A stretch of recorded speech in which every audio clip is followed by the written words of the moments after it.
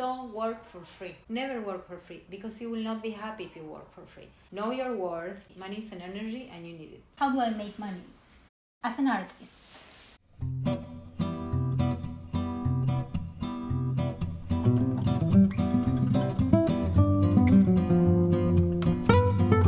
So my first paid job as a designer was in a furniture shop. It was more like a showroom for carpentry.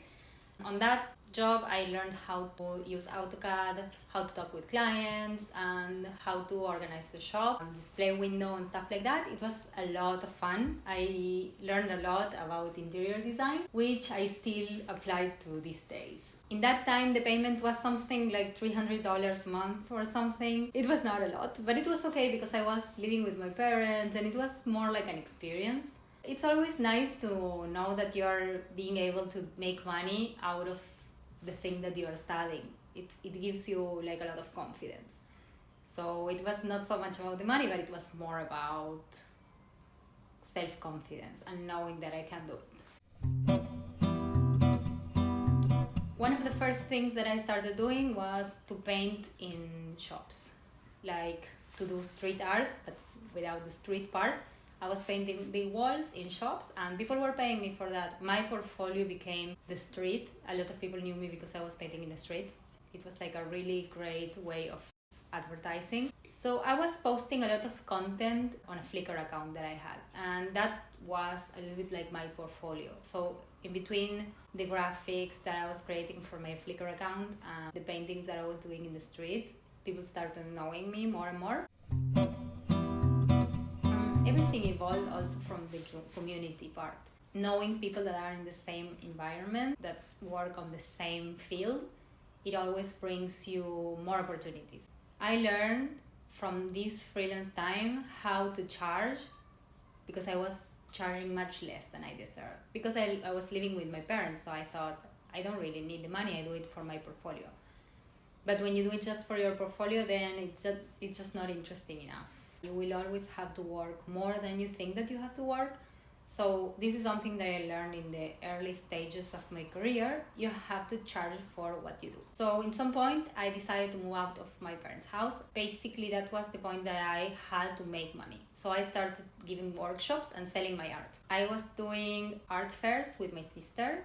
We were selling our paintings, prints, stickers, all kind of merchandising that we were making, and handmade stuff basically. Parallel to that, I was also teaching, doing workshops at home. I had like a big living room, so I was like giving workshops there. I was teaching to 10 people at a time how to draw, how to paint. Not only people that were from the field, but people that were maybe like accountant or lawyers, people that wanted to have a good time doing something with their hands.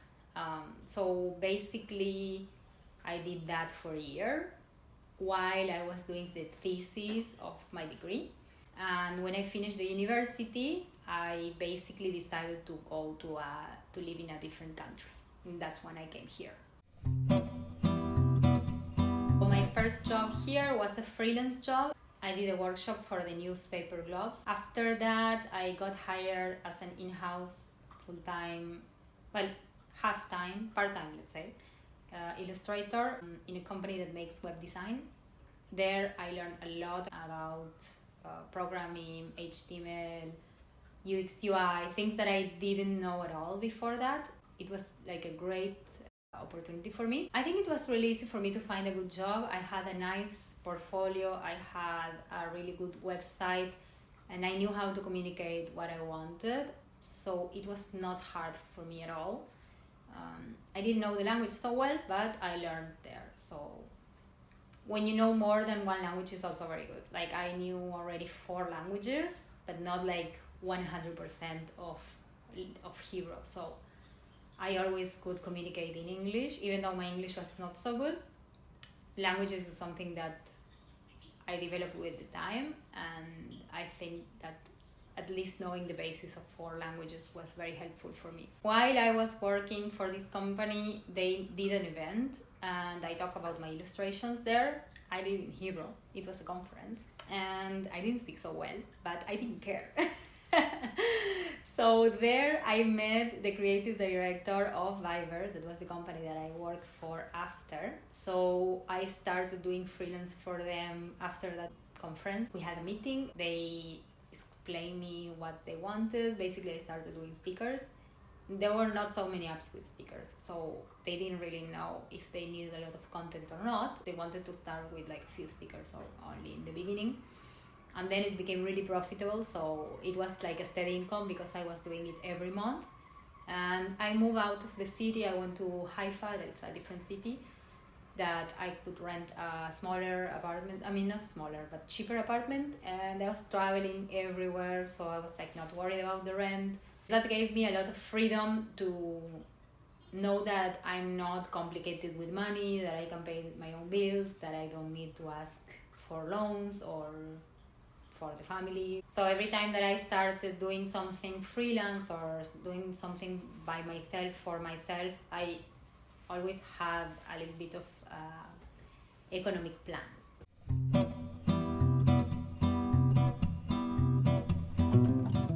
So after a year that I was doing freelance, basically they talked to me from Viber and they asked me if I want to go to work there for a week. And I knew that they were going to hire me because it sounded like that, basically. I went for a week. It was a lot of fun. After that, I decided to take the job and I went to work full time. That decision was because I was also a little bit tired of living so far. I didn't have any friends in Haifa. It was a little bit boring. Tel Aviv is much more interesting than Haifa. I can go out alone, have coffee on my own, and even if I go to have drinks, I will meet someone and it will be fun. And in Haifa it was really weird. So I was not being able to be social so much. So when they offered me the job, I said yes. Working in a big company, it was very useful for me. I learned so many things that I think it wouldn't be the same if I was going full on freelance from the beginning. It's like not going to university. There's so many things that you learn there that it's not the same that if you don't do it. For me, it's much better. If you see how a system that is very complex works, you can apply that to a very small scale like I'm doing now.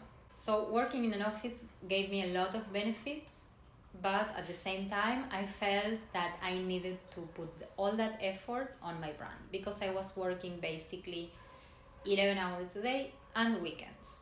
I didn't have enough time to dedicate to my own brand when I was working for someone else because you are always like half energy, which is like not so ideal. I knew that my thing was more important than evolving in a company. So in some point I had to make the decision when I was like confident enough that I could make it economically and professionally. And that was the point when I said, okay, have to change basically. It's important to know that you are going to be able to pay the rent. Like there's no way that you will start a business that is successful if you're worried about money.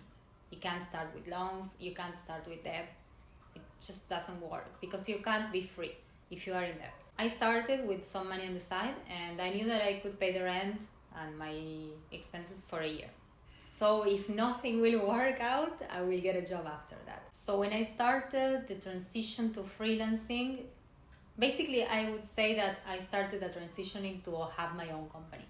So in the beginning I wanted to only do online selling, but my, let's say, social media presence was not the same that is actually now. I had 6,000 followers or something on Instagram. It was very important to start creating content that was relevant, but that took time. So in between those times, I was working for other people. I was using a platform called Fiverr, which is a great platform if you want to make money and you're a graphic designer, or even if you are a musician, doesn't matter what is your career, if you want to be freelance and you want to reach to people that need you. It's a great platform to make money and to not have to deal with the payments and with all the bureaucracy that is really complicated. They take a fee, but it's absolutely normal, as much as, you know, when you get paid, sometimes PayPal take a fee. Everybody can take a fee. For me, it's like you expand so much more if you pay those fees. it's like an investment, you know. Every time that you invest in your career, you buy a camera, you buy equipment, you buy the creative suite of Adobe. All these things that you are investing in your career are like basically very important, and paying a fee to companies like this, it's great. Otherwise I wouldn't be able to make all the money that I made in that time. When I moved alone, in some point I was like paying a lot of rent because I was living alone, and the nice apartment in a nice area, which is not easy. And I managed to afford everything thanks to working with a platform like this. And there are many other platforms, like it doesn't have to be Fiverr. There's Upwork, I think it's called. There's like so many different platforms that you can like reach out to people that actually need you, because sometimes Instagram can bring you clients, sometimes not. And how do you know that you are reaching to the right people? It's harder. This was the time that my freelance worked the best. It was like a full year that I worked with Fiverr. Parallel to that, I have to talk about diversifying income, because it was very important for me. It was key. I was doing also freelance for a coffee shop here, and I had my shop there. I was taking pictures for their Instagram too. Even though photography is not really 100% my thing, sometimes you have to do things that are not 100% what you do, but it's okay. You have to know how to do everything, basically. So diversifying the income in this beginning stage is very important. I had the freelance, I had the photography, I had my shop, I was selling also on Redbubble, and I was doing workshops sometimes, pop-ups, many pop-ups, as much as I could. I was contacting bars and people that were interested on showing my art all over the city, and you know, going on Fridays when people are having coffee and I'm selling my stuff in a really nice place. It really worked amazing, so I can recommend you also to do something like that. I don't know what's the situation in every country because it's very different, but when everything opens, if you want to sell your stuff, in some point I went out even with my bike and I put art on my bike and I was selling it to people in the streets. Like it's interesting, all the things that you make to make yourself known. And it's not only like, you know, sitting in the house and just waiting for people to follow you on Instagram. Like there was a lot of work before that actually happened. At some point I decided to be a tattoo artist. That was my breaking point. I was like, okay, this is not working, my Instagram is not growing, I don't know how to make it work, I'm tired of doing freelance, I'm just going to be a tattoo artist. And I learned how to do tattoos and I didn't like it so much, so I didn't do it. And then at some point I was like, I don't want this anymore, I don't want to do anything related to art, I'm tired. And as always, the breaking points are the most interesting, and in this point I decided I'm going to start doing words on illustrations. So I started like basically drawing quotes and illustrations. That was like 2 years ago or something, I don't know, like a long time ago. And that's when everything became more popular and people started following, and it grew from 6,000 to 10,000 in a few days or like, I don't know, in less than a month. After the 10,000, I don't know, I think in a year or something it was 100,000, and then now I'm like in 170, and it really works really well now. Like I think my content is the most honest it has been in a very long time. So I started basically doing it physically. When I was doing the art fairs in Argentina, I was printing stickers and all kind of prints, paintings, many different things, and I decided to start doing it in some point online. So I started with print on demand, and I was in very different platforms. I had a Threadless account, Society6, Redbubble, I don't even remember how many of them, and I decided to put everything on Redbubble because it's the one that worked the best for me. This is not like a universal truth or something. Every platform's work different for every person. So if you want to do print on demand, you have to try different options. I like Redbubble because they do the shipping. You can put any margin that you want. I know how they manufacture. I know how the politics are and their values. So that's very important for me. It just works really well for me. I bring the traffic from Instagram and from Pinterest, and it's just like it's going alone basically.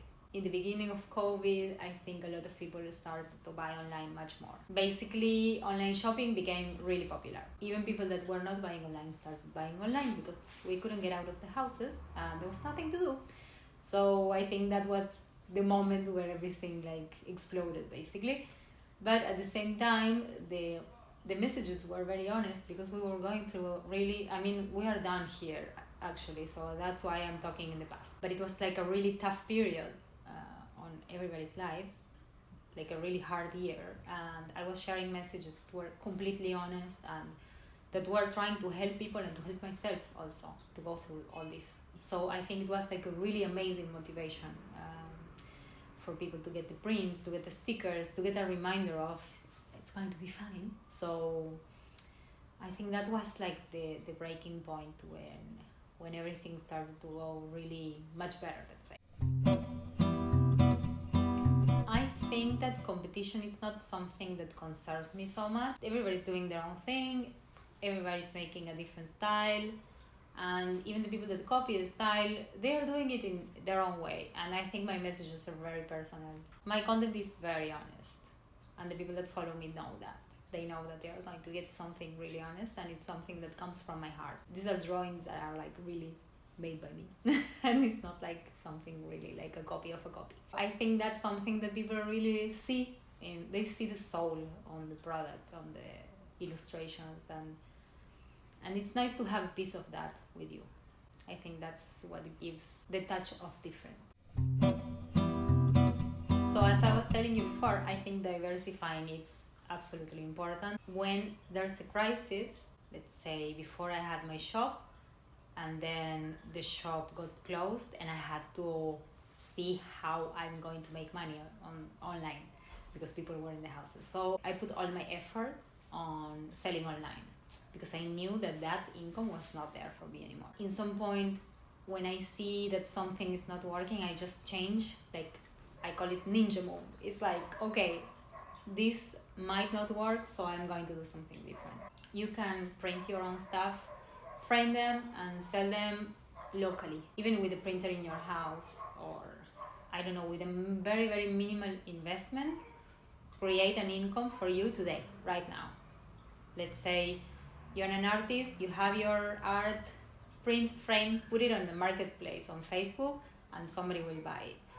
That will bring you also confidence to know that you can do it. You can do freelance for people that you know, people that are opening businesses, and be very clear of what you do and how much you charge for it. My advice would be to do as much as you can to bring yourself an income, even if it's things that you're not super convinced. Just don't work with people that you don't like. Don't take clients just because of the money. Yes, offer your services to people that appreciate what you do and people that will treat you well. Print your stuff, sell your stuff, communicate with people, tell them what you're doing, what's your project. Have as much support as you can, basically. And don't work for free. This is something that is so important. Never work for free, because you will not be happy if you work for free. And the most important thing of your career is to make you happy. It's something that you're going to do every day. And if you're not doing it, getting the result that you want, and that result is money. Money is an energy, and you need it to pay the rent, to pay the bills, to buy clothes, to eat outside, to drink coffee, to have a nice life. You need money, and people should know that. So know your worth, don't work for free, and I hope you make a lot of money. Mwah!